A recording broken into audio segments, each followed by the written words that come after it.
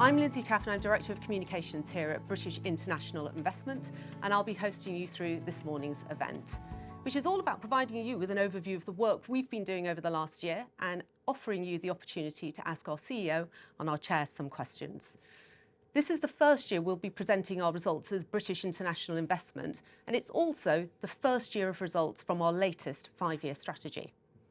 The theme for this annual review is investing for a better tomorrow.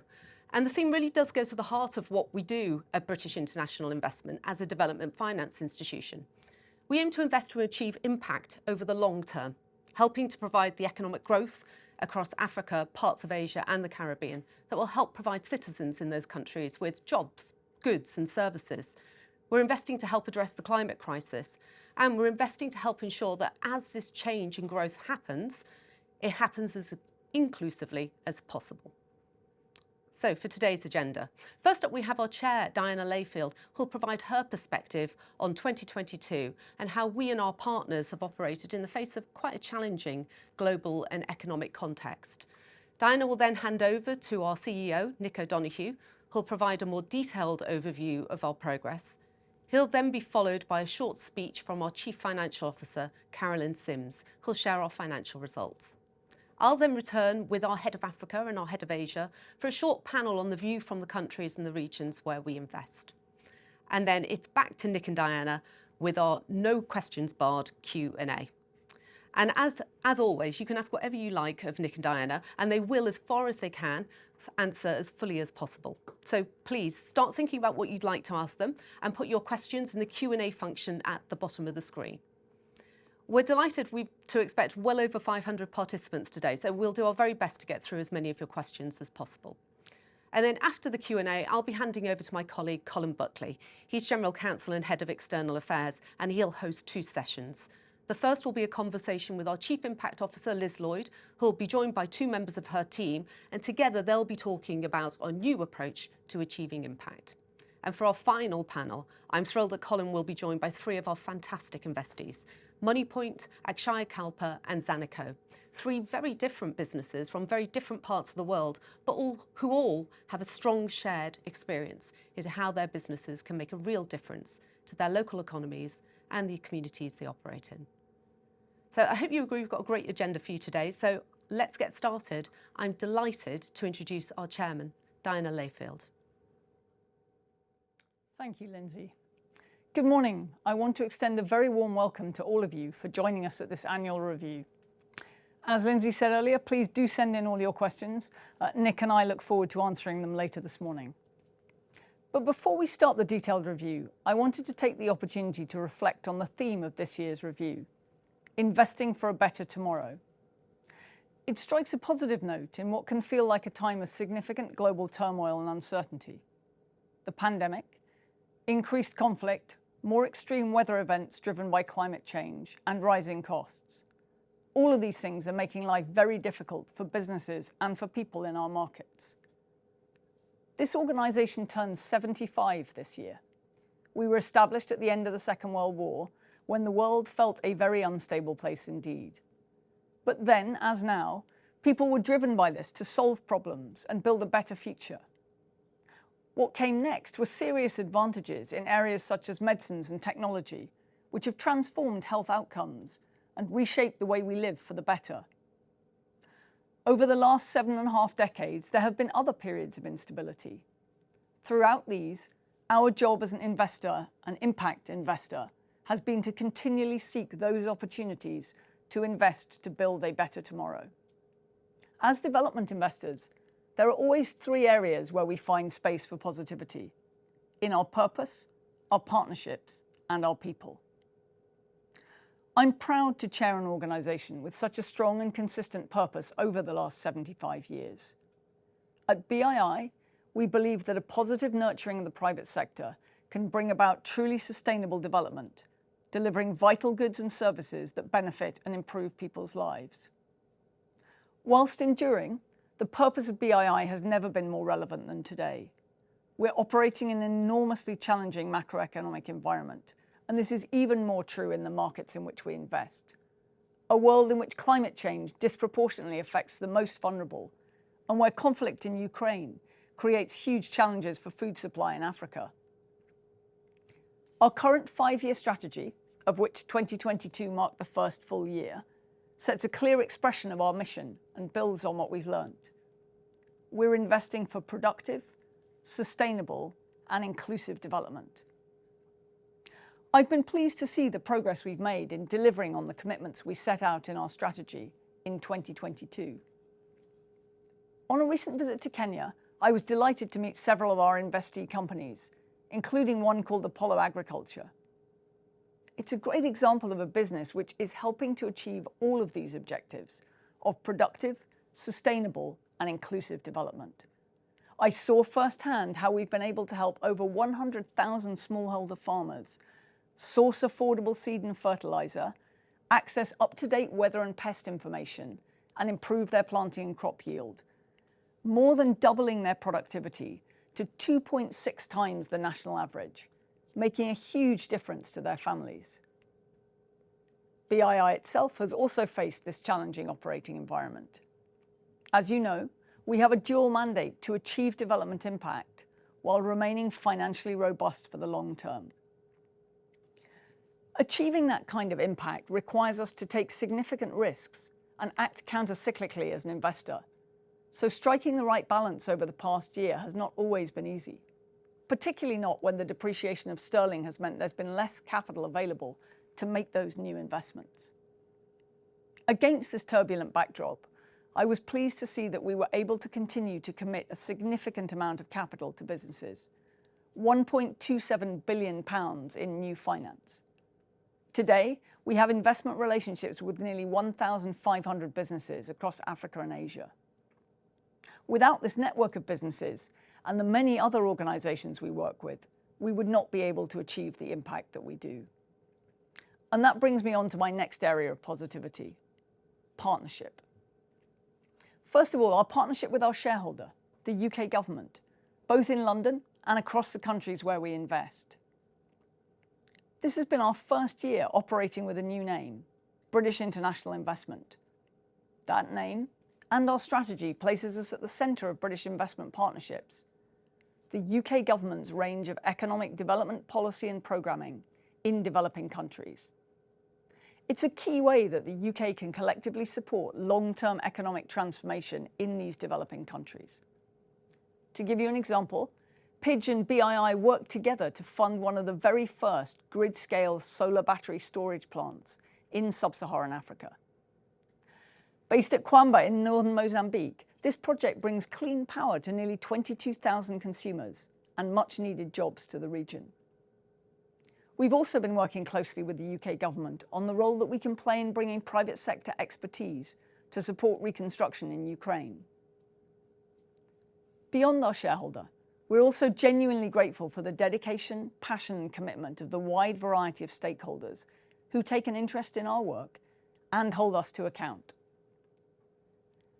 Scrutinising our performance is a crucial part of the accountability mechanism, but most importantly, it helps guide us to better solutions. For example, we've been pleased to engage with Publish What You Fund on their work around DFI transparency. They highlighted where we can and must do better, and I want to thank the Publish What You Fund team for their constructive engagement. We've also recently given evidence to the UK Parliament's International Development Committee inquiry on the UK strategy to DFIs. These challenges are never comfortable, but we welcome them. They are a critical part of how we evolve as a learning organisation. We don't claim to get everything right, and we regularly evaluate our work and draw lessons from those evaluations. This adjustment is important because the context we work in is continually changing. I also want to thank you, our audience, for your continued support, interest, and challenge. And that leads me to my final area of optimism: the people that we work with. The people that work at British International Investment, and the people we partner with through our investments. The passion, expertise, and the energy they bring to solving problems is what makes this such a unique organisation. We essentially have two assets: finance and people, and bringing them together is how we build a better tomorrow. But most critical of all are the people who we want our investments to benefit. Last year, our portfolio continued to provide nearly 1 million jobs and create new jobs at a much higher rate than the wider market, nearly double at 6% versus 3.5%. That success is down to companies like WorldLink, which, as well as providing affordable internet access to some of the most remote parts of Nepal, is also one of the country's largest employers. Our recent investment will help it to create another 1,000 new jobs and provide skills training to the broader workforce. And companies like DBL Group in Bangladesh, who we're supporting to establish a greenfield cotton yarn spinning mill. Once constructed, that mill will create over 1,000 jobs for lower skilled workers in Bangladesh's textile sector, people who are currently far more likely to be living in poverty. And we expect that women will make up more than 50% of that new workforce. In addition to the big numbers of capital invested, electricity generated and carbon avoided, it's this difference to people's lives that underpins BII's mission. I want to end with thanks. Thank you to FCDO, to the staff at BII, to all our partners, and to our CEO, Nick O'Donoghue, for all your hard work and commitment over the past year.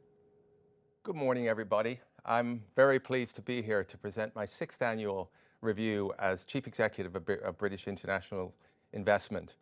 And so it's my 6th, so that means I joined in 2017. And at that point, we were midway through the first year of what was then our new strategy. And really at the heart of that new strategy was an ambition to really rethink the way we talked about our impact. At the time, we were embarking on a journey to reshape the organization, really to meet a wider set of development goals as articulated by the UN through the SDGs, and a year later by the climate goals in the Paris Agreement. And we wanted to ensure that we embedded those goals in everything that we did, in the selection of our investments, in how we tracked them, in how we measured them, and how we reported them. And also, I think we wanted to think differently about how we worked with companies and funds after we invested in them to help ensure that they could deliver on those objectives. And so that really meant looking at how we could help improve their environmental efficiency, their health and safety standards, the overall standards of governance, while always ensuring they grew, that they became more sustainable, and that they continued to support and create jobs. And on reflection, as we look back, that move towards emphasizing that greater impact was clearly the right thing to do. And today, I believe we've got a much better understanding of where we're making a difference and where we're not. And we're constantly learning about how to do our job better. And the whole process, indeed, has been helped by the excellent partnerships and insights that we've received from our shareholder at FCDO, but also from those organizations such as ICAI and the International Development Committee that have responsibility for scrutiny of BII. And this has been particularly important over the past year. As Diana has already touched upon, 2022 saw not just one, but a whole series of challenges. Before the world had really recovered from the COVID crisis, we experienced an increase in violent conflict, particularly, of course, through the war in Ukraine, and that in turn sparked an energy crisis and a food crisis. And that's had a major economic impact on higher inflation, higher interest rates, over-indebtedness, depreciating currencies, weak economies, and capital markets. And of course, at the same time, we have felt the increasing impact of climate change through more frequent and extreme weather events. And as always, all these things hurt the poor more than they hurt the rich. And the countries least well able to respond are those lower income and lower middle income countries, which constitute BII's principal investment universe. And so all of this means that what we do as a DFI becomes even more important. And our unique mission, and the mission of all our DFI peers, and indeed the mission asked of us by our governments, is to provide investment support to the private sector, and the private sector only, to help support the building of businesses, infrastructure, and economies.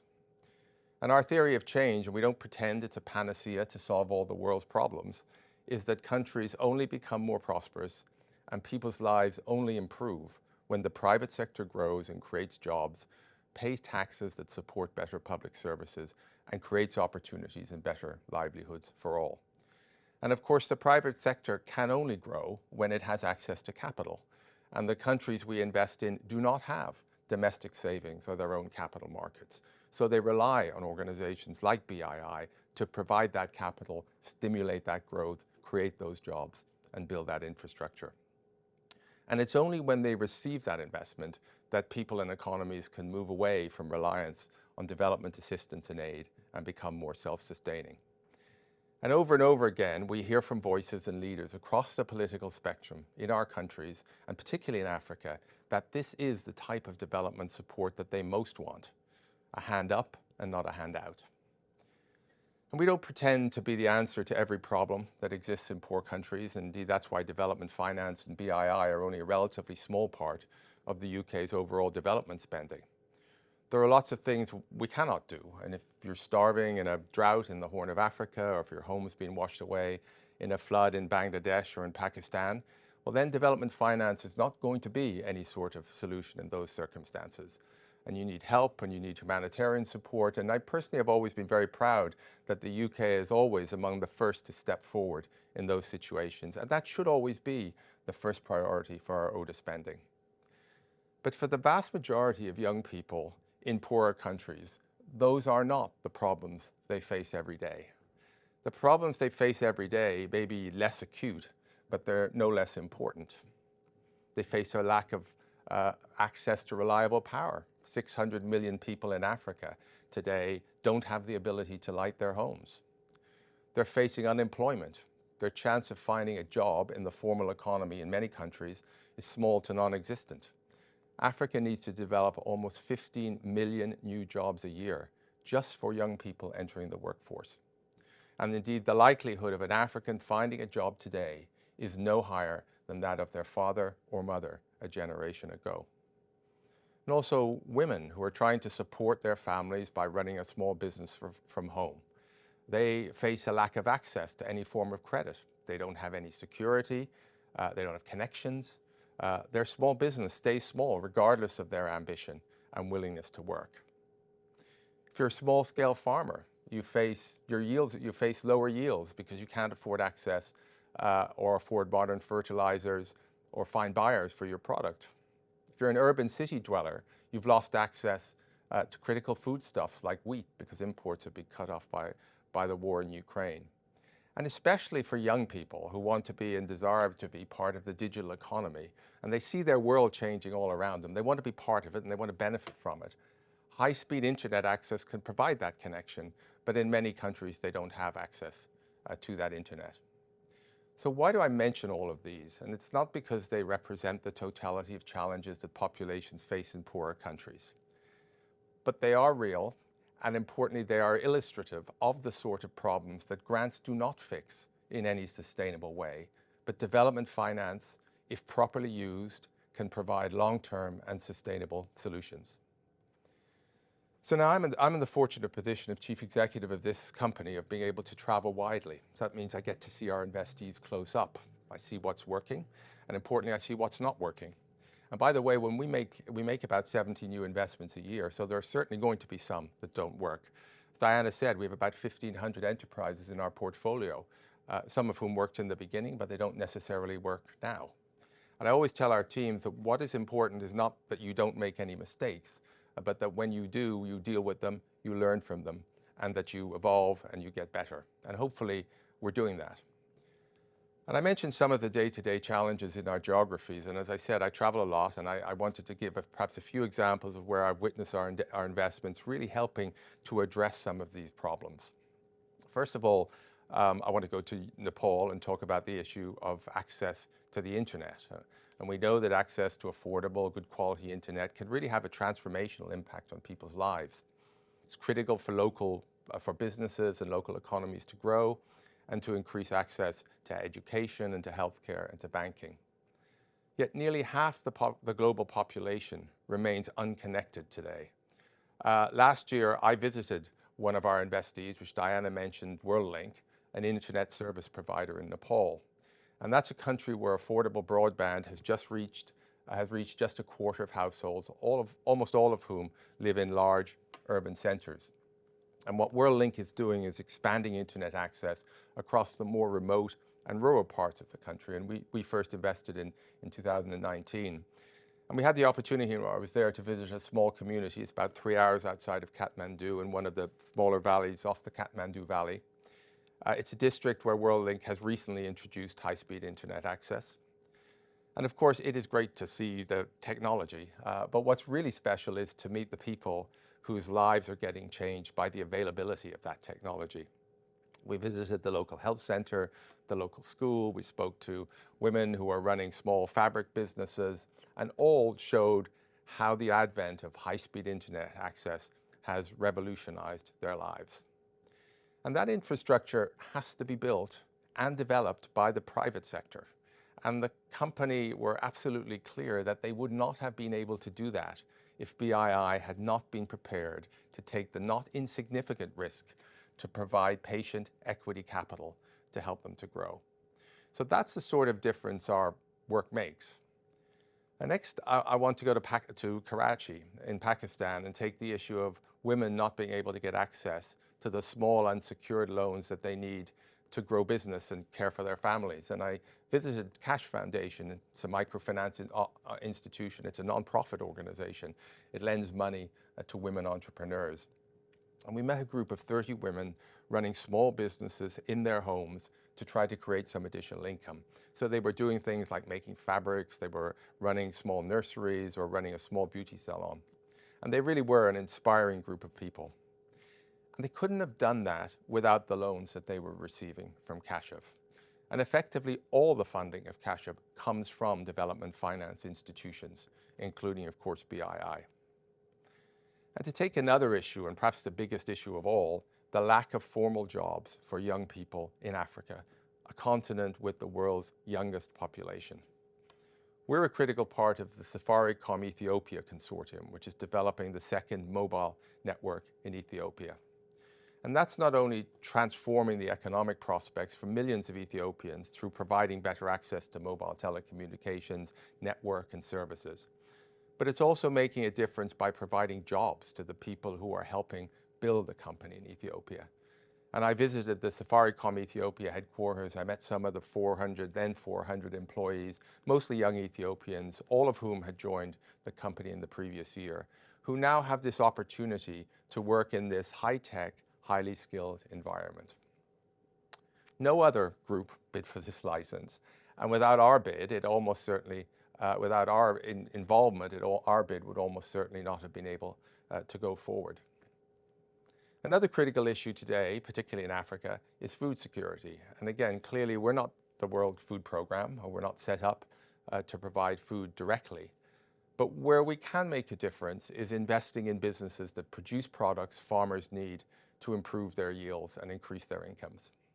Or businesses that use local supply chains to process commodities locally, connect farmers to global markets, and keep more of the value chain in country.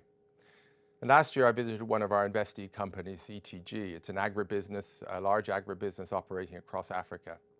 I had the opportunity to visit its operations in Mozambique, in Malawi, in Zambia, and in Zimbabwe. And I saw there the difference that companies like ETG can make to smallholder farmers by providing markets for farmers, by providing inputs like fertilizers and seeds to help increase yields, and by providing free training and support. And I spoke to groups of farmers about the challenges they're facing during this, what is a hugely difficult time for agriculture, and how their relationship with ETG is really helping. And of course, at a time when many larger agricultural companies are withdrawing from Africa, it's critical that companies like ETG can continue to provide markets and support for smallholder farmers. And also because so many large international financial institutions are withdrawing from Africa, almost all of ETG's financing today comes from DFIs, including BII. So finally, let me talk a little bit about the work that BII is doing to help address the other great challenge of our time, namely climate change, and how we can help countries transition to a net zero pathway. And as I mentioned earlier, earlier this year, I visited Pakistan. This was in the aftermath, of course, of the devastating floods that resulted in around $30 billion of economic losses, nearly 1,800 deaths. 6 months later, it's still estimated that over 20 million people still require humanitarian assistance. Again, while we're not, and we never can be, the emergency responders to disasters, I believe it's vital that development finance plays an urgent and important role in mitigating climate change and helping businesses and communities to adapt and to become more resilient. And when I became chief executive in 2017, the Paris Agreement had become effective about 6 months earlier. There was some work underway here on climate, but the organization really wasn't set up to help with the response to the climate crisis in any systematic way. And I'm very pleased to say that's really changed today. In 2022, we invested nearly £600 million, 46% of our annual commitments in climate finance. And that makes us one of the leading climate investors in Africa and Asia. And it also makes us a critical part of fulfilling the UK's important commitment to funding transition in developing countries. It's the largest amount of climate finance we've ever delivered in a single year. And that amount's not only about investing in large-scale renewable power, and actually increasingly that's a role that could and should be filled by more commercial investors. So our role is really about investing in more new and innovative ways of providing renewable energy. Like Scatec South African Renewable Energy Technology Project. It's the first sizable battery energy storage and PV solar project in that country, and it will provide significant additional clean power to the grid. Or working with Fertiglobe in Egypt to provide green hydrogen, or with Mahindra in India to accelerate the transition to electric vehicles. Or indeed providing innovative green finance, such as our partnership with Symbiotics to launch the first ever green basket bond across Africa and Asia that will finance small-scale green projects and businesses. Or investing in sustainable agriculture, like Akshaya Kalpa in India, which is introducing more sustainably farmed products to consumers in India, and you'll hear more from them in one of our panel sessions later this morning. So let me say this again. Finance and investment are not a panacea for solving all the world's problems, but they have to be an important part of the overall solution. And when I talk to people in different countries about the challenges they face in being able to get on and live full, healthy, and productive lives in their countries, I also hear about the sheer scale of that challenge. Entire energy, water, and sanitation systems that need to be built. New transportation systems, roads, ports, warehousing. Education and health systems with appropriate skills, training, and retention. And then we hear about the numbers attached to meeting the challenge. $3 trillion per year to meet the SDGs. And that's only going to come through finance and investment. And our job at BII is to be at the forefront of that investment, to go to those places that others will not go, to take risks that others will not take, to demonstrate that it's possible to build sustainable business in the toughest countries, to encourage others, more commercial investors, to partner with us. So I'm not going to stand here and tell you that we're perfect or we're getting everything right, but I will tell you that every day, every person at BII comes to work seeking to make a difference to people's lives. And hopefully some of my examples and everything that's in our annual review published today illustrates how much great work is being done here.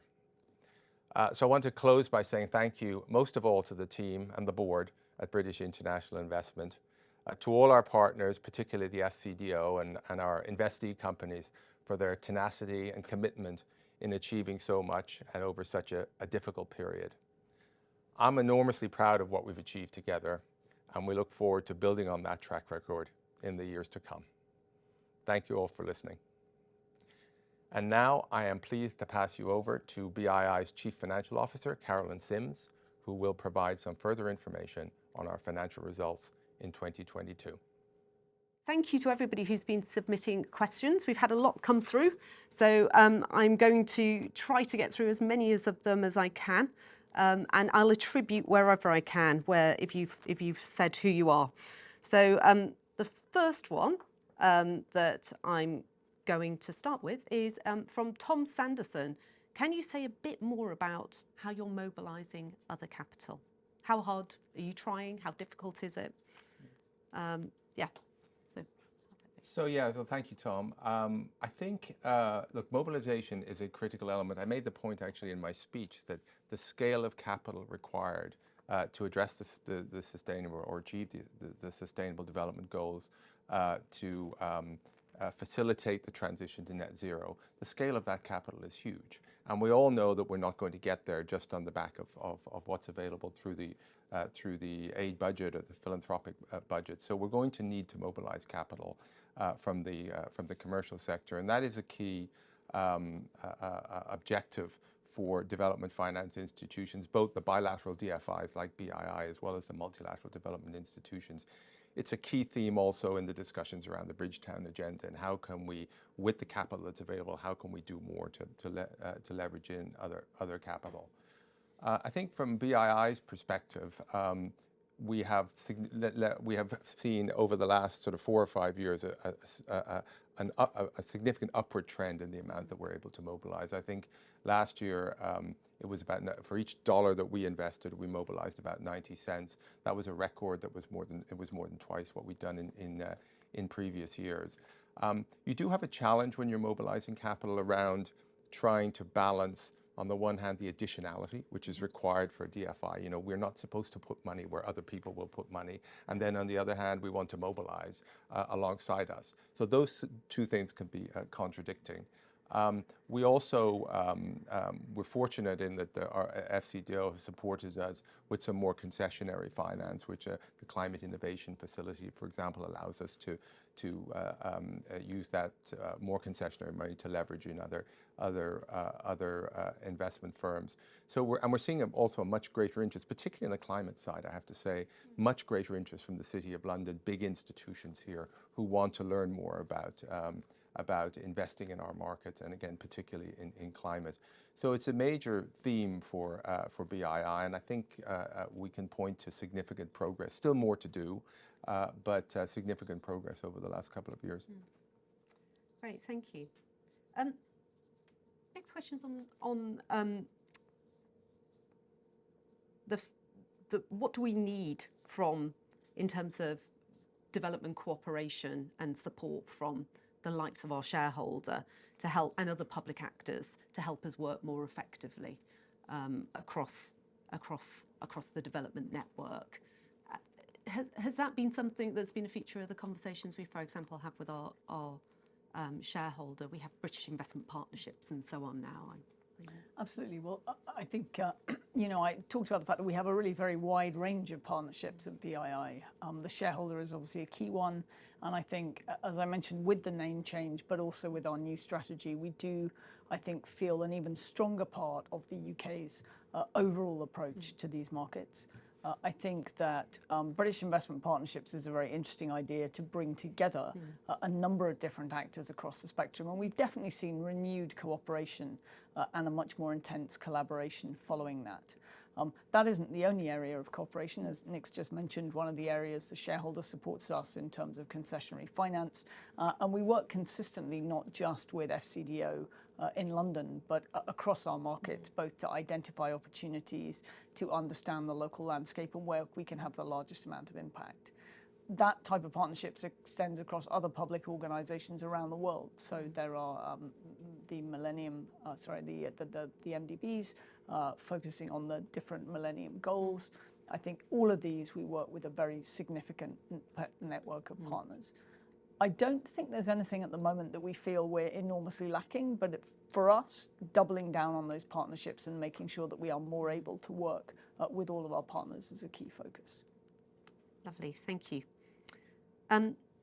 There are a lot of locally managed and medium-sized to large business that don't have a lot of formal or well-established structures and processes, but they have a huge impact. And sometimes they need quite bespoke solutions to help them get that sort of right mix of financing. So one of the questions we've received is what are we doing to try to engage on some of those challenges where there's that gap in financing? You know, I think that's a very important question, because we know that you can't just show up. We are an investor. That's what we provide, is repayable, recyclable capital. But you can't just show up as an investor and make a loan or put some equity into a company and then disappear and hope that things are going to work out. And particularly that's true, of course, in our markets where there are significant capacity and knowledge gaps.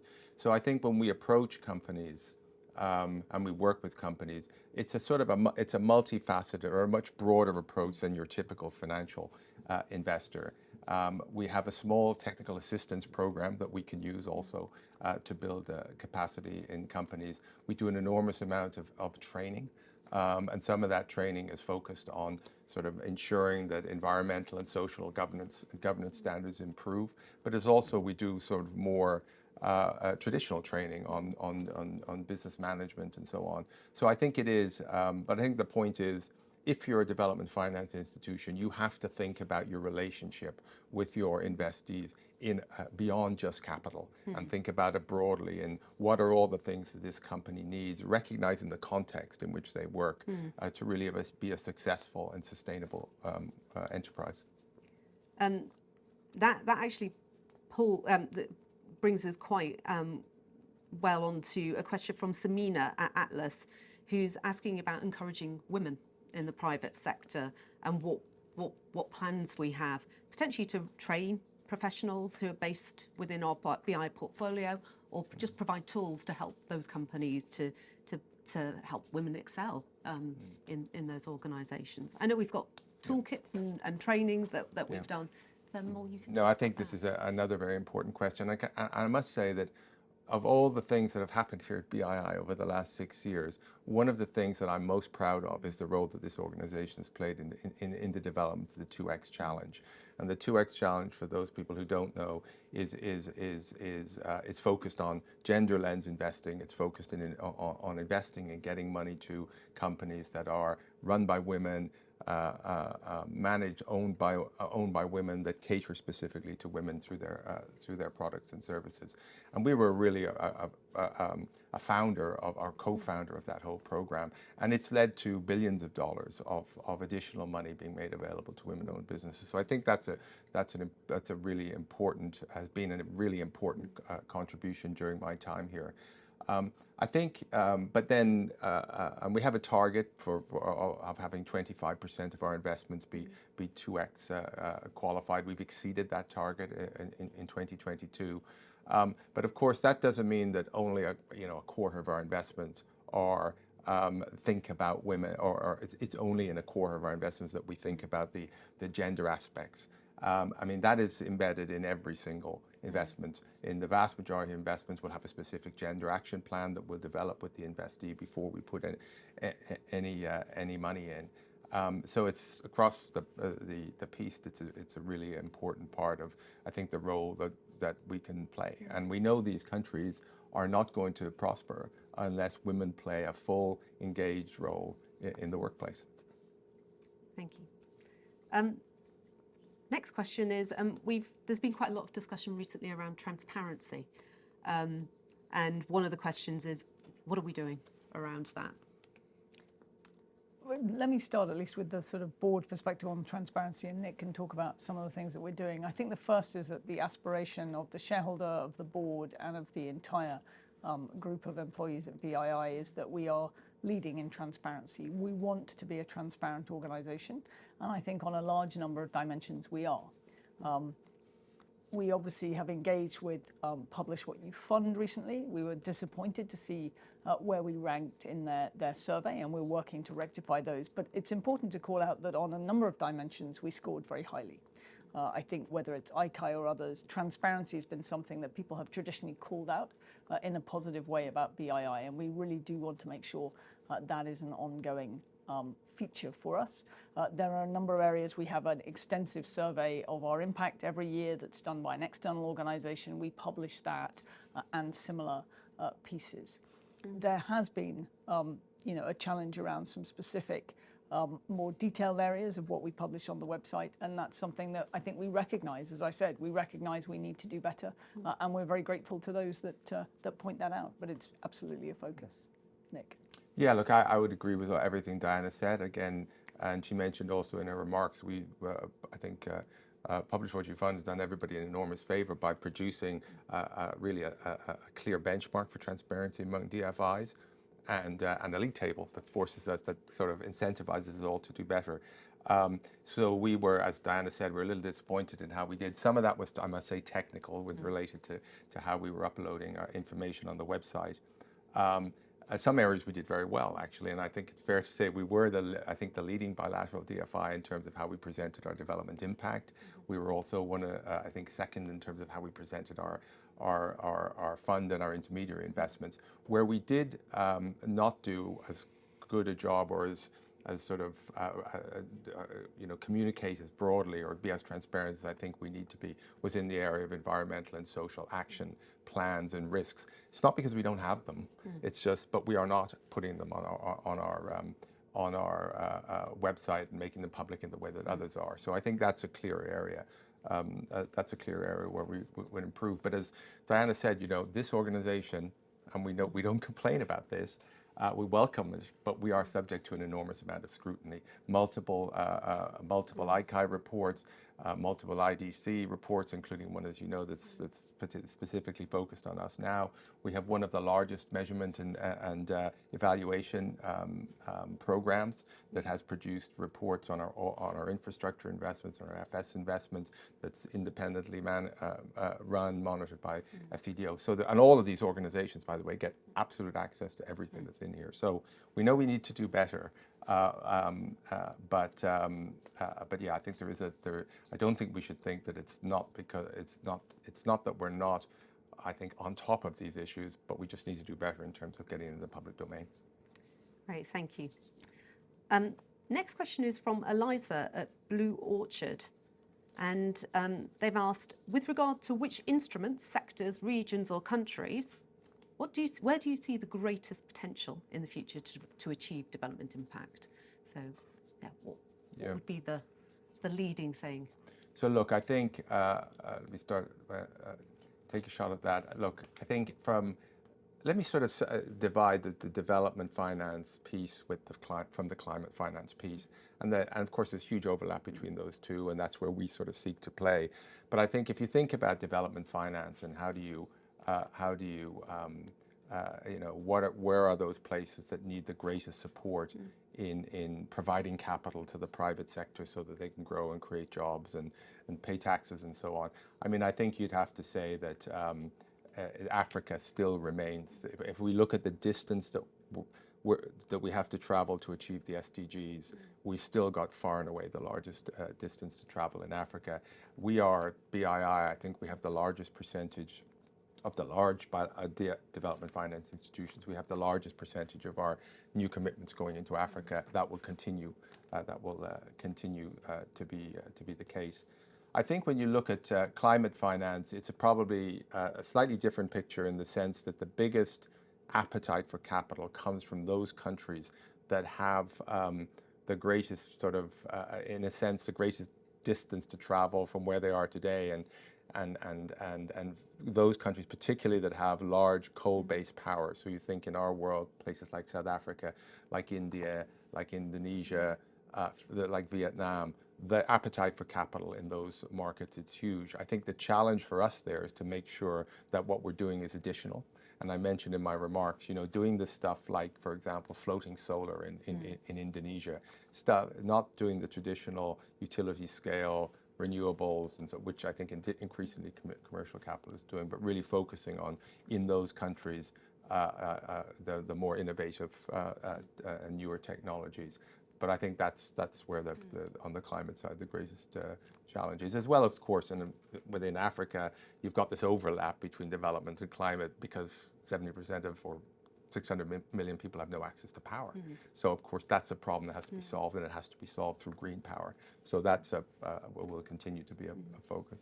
And it's also, of course, one of the biggest development challenges for people who are living in those countries. They're possibly the most vulnerable to the impact of climate change too. Next question that's coming through. Everybody's being shy. I'm getting lots of anonymous questions. I want to know whether we have any specific initiatives when supporting the financial sector in sub-Saharan Africa, and what our priorities are. So we, like in common with all other development finance institutions, a very significant part of our investment goes through financial intermediaries, through financial institutions. And that's, we need those organizations to take our money and sort of break it up and on-lend it onto other, particularly small and medium-sized enterprises. I think what's changed over the last 3 or 4 years in terms of how we do that is that we're much more directive than we were in the past about how that money is used. And I think you'll hear actually in the panel presentation from Zanaco, which is a bank in Zambia, which is I think a really good example of how we have directed money. We're directing the money towards, and typically that money is directed to one of 3 areas. It's directed either for climate-based investing. So we've had a couple of both in Pakistan and Nepal. We've got a couple of banks that have facilities specifically to help support, for example, the development of small-scale hydro in Nepal. So that sort of directed capital. So climate is one. Gender-based investing is another one, increasingly becoming an area where banks are willing to direct that money, and then small and medium-sized enterprises, which historically have been left out from a credit perspective. So those are really the main ways that we work through financial institutions. So next question is about how we engage with civil society, and the question is around how we engage both, not necessarily just a UK level, but also on the ground in our markets, whether we can engage further there. Who would like to? Shall I start? Yeah. And, I think it's a really important question, and I think it's one that we spend a huge amount of time on. And actually, the critical piece is the civil society in the markets in which we invest. Civil society in the UK is a terrific sector that we engage with on a number of different dimensions, and thank you for all of your questions and contributions. But the piece that really impacts how our projects land and how they work in those markets is civil society in those regions. So whether it's a hydro project, whether it's a project to build a factory, where we engage with the local community and women's groups. We talked about the example in Bangladesh where we engage with local women's groups. I think those are all terrific examples of how we can continue to ever engage more deeply with those local communities. Yeah, I mean, I think that's right. And we have some great partnerships with people like WaterAid, for example, because they're the people that really, I think, understand the problems and the issues that need to be solved probably better than anybody else. And then on the ground, I mean, every project that we're involved in, particularly with things like infrastructure and so on, demand a community-based. You have to engage with the community. You have to have a community engagement plan, and we insist on that in all our projects. Wonderful, thank you. Going on to lessons learned.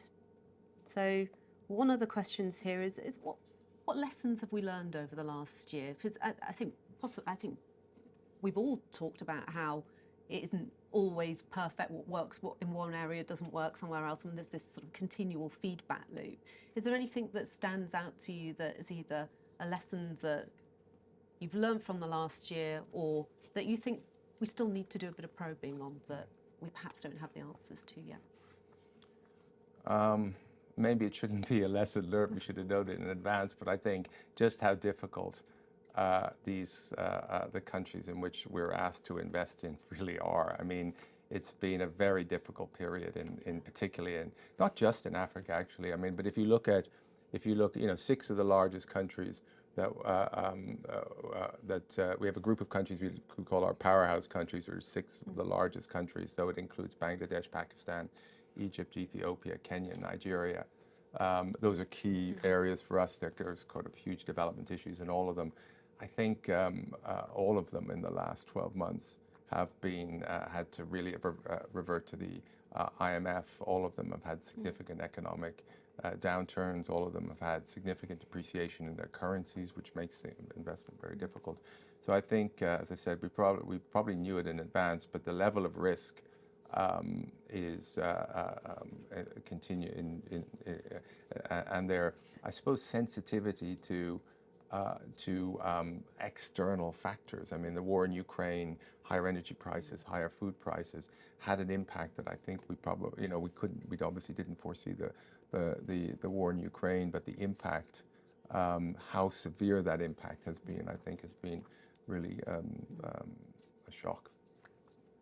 Two additions. I mean, I think I'd say we've relearned or reminded ourselves of the importance of depth of expertise and engagement in market. I mean, Nick referred to Africa. I think BII's position in Africa, its engagement on the ground and its long history does position ourselves to better understand those risks and be more willing to take them. I think BII, whether it's a food facility in Sudan or other bold projects in Africa this year, these have been things where we I think have on many occasions been willing to take risks that others would not have been willing or able to take. So I think that expertise and focus and willingness to take those risks was a renewed area. And staying on risks, that's a different type of risk. One of the questions we've had is from Roxanne. Do we or will we invest in businesses in local currency or only in foreign exchange? And then notes how difficult it is for local businesses to access. Yeah, I think that's a really important question. It's an important question for the whole development finance community. Too much of what we do is in dollars. And that creates, particularly during, as I said, periods of economic weakness and currency depreciation, that really creates, that is not the answer for many countries or companies, and we see the pressure that it creates. So there's clearly more of a movement towards local currency lending. We are setting up, I think, I'll be in Ghana in a couple of weeks to talk about a project that we're launching there that is very focused on providing a lending vehicle for SMEs, risk-based capital, but local currency based. So we are trying to do more. I think it is important also to realize, sometimes I think when they ask for local currency lending, they're sort of, what they're really asking for is, can we have local currency lending at dollar rates? And that's not going to work. So I mean, so the challenge on local currency is when you exist in these markets, interest rates, because of the inflationary pressures that exist, are very high. Sometimes dollars seems to be the easy option, which of course it's not necessarily the case. But overall, so many of the businesses which we invest in are basically local currency businesses. They need local currency financing, and I think it is really important for the DFIs to provide more. There are also beginning to be more hedging tools like TCX and so on that makes it a little bit easier, but it has to be an area of focus. I've noticed it has been an area that we've talked about a lot more over the years. I remember it particularly ticked up during COVID and some of the solar companies where we were looking at extending support there. The next question that I have is on what we think the biggest market challenges are, and whether we're doing anything specific to overcome those. We heard a little bit from Srini and Chris about, and you've also mentioned the war in Ukraine and so on. In translating that into development issues, where do we see the biggest issues, and are we doing anything specific in relation to those? Well, I would say the biggest challenge is, I mentioned economic weakness, and that's a huge, that creates lower economic growth, and inflation in our countries creates a huge barrier to growth. And for us, our sort of theory of change depends on helping companies grow. So that's one. I think the other one is climate change. And you made the point earlier, Lynsay, that the countries in which we invest in didn't cause climate change, are not contributing very much to it at the 2% of emissions or whatever come from Africa, but they are the most vulnerable. And I think Chris mentioned in his remarks how many extreme weather events we're seeing in Africa and Asia and Pakistan, I mentioned in my remark. So I think that is creating a whole new level of risk that has very profound impacts on what we do. Yeah, I think related to that, energy transition is a critical thing across our markets, but particularly in sub-Saharan Africa. So making sure that transition is a just transition, and as Nick highlights, providing access to power and making sure we do that in a green but an equitable way is a critical part of that challenge. Wonderful. I think we've got time quickly for two last. So one's just come through, which I think possibly is more directed to you, Diana, which is there is a general election coming up. We are government owned, and there is a question about what happens with the change of government. Does that mean that it affects us? Is there a change in our strategic goals or our oversight that comes with that? So the first thing I'd love to highlight is that this is an organisation that, as I mentioned, has been focused on impact investing and development finance for 75 years. Clearly, there have been varieties of strategy and performance over that period of time, but the themes around which we invest have been remarkably consistent. And one of the things that I would note is that the group of people who focus on development have that as a core belief and focus on development, and we see that across parties. BII is not a party political organisation. We are the UK government's development investing arm, and we are very much focused on being that plurally. So whilst undoubtedly any change in government will lead to changes in emphasis, I think all parties have been consistent in their support for development. So I would anticipate that BII continues to play a critical role, as it has done for 75 years, around private sector investing. I'm sure in terms of the details of execution of that strategy, we have a 5-year strategy, but in terms of points of emphasis, I'm sure there would be a conversation. But BII is an organisation that will work with all governments, and I believe that all governments in the UK are focused on the core development questions. Thank you. And the last question that we have time for, I think, is just a general one about the SDGs. We're getting closer to 2030. What is BII's role in trying to address the SDGs? So and you'll see on our website, if you look at any of our investments, they're all linked specifically with individual SDGs. And so I think development finance broadly has a critical role to play in addressing the SDGs, partly because obviously we have money available, and a lot of these challenges have to be solved, we think, through sort of private sector, to a large extent through private sector intervention. So we have a role to play, and we also, as we talked earlier about mobilization, have an important role to play in mobilizing capital. But I think we have a review in New York later this year, and of where we are in the SDGs, and it's not going to be a pretty picture. I mean, and particularly for Africa. I mean, I think where you look outside of Africa, maybe the story might be a little bit more encouraging. But when you think about Africa, fastest growing population in the world, certainly the largest distance to travel. I suspect when leaders come together in, I think, New York later in the year to discuss where we are, they're going to highlight that this is still a major challenge. Yeah, I think one of the things I've definitely noticed in this area over the last few years is, because of other global economic challenges, the SDGs haven't really been talked about so much, and I'm just starting to see it re-enter discussions again. It's and hopefully that will bring some further momentum around that. I think that's probably all we have time for now, and I think it's exhausted nearly all of the questions that we have. So if you do want to continue to engage with us, please do follow up with the team. We're always happy to answer questions and to try to engage with our partners as much as we can. And thank you very much to Nick and Diana for answering and being put on the spot like that for us.